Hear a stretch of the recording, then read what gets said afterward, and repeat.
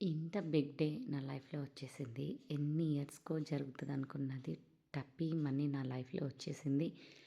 చాలా చాలా హ్యాపీగా హాయ్ అండి. వెల్కమ్ బ్యాక్ టు వర్ధిల్ ఐడియాస్.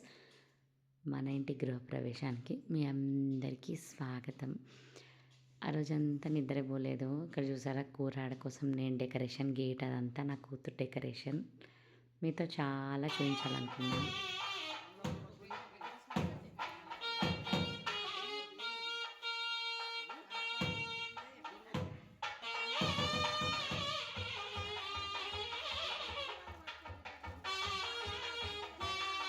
అదొక్క ఫోటో చాలు.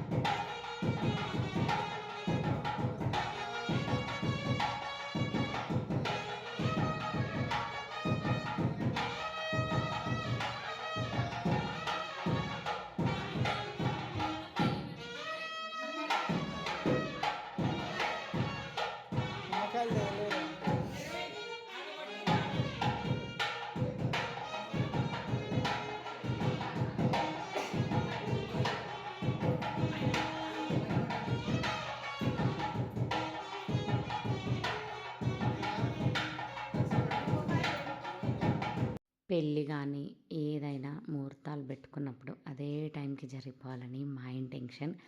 ఇక్కడ ఎర్లీ మార్నింగ్ చాలా హడావిడిగా శేఖర్ హంగామా చేసి రెడీ అయినా కాకపోయినా కరెక్ట్ టైంకి గృహప్రవేశం అనుకున్న ముహూర్తానికి జరగాలని తనైతే పంతం బట్టి ఇంట్లోకైతే ఆ టైంకి అయితే వెళ్ళిపోయాము.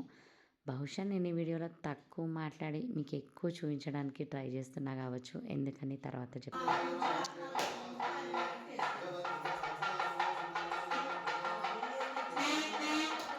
క్రోచ్ది అయిపోలేదా? క్రోచ్ది అయిపోలే ఇంకా. అరే ఎంతసేపు ప్రోగ్రామ్ అంతా అయిపోయినాక వస్తుందా ఏంటి క్రోచు?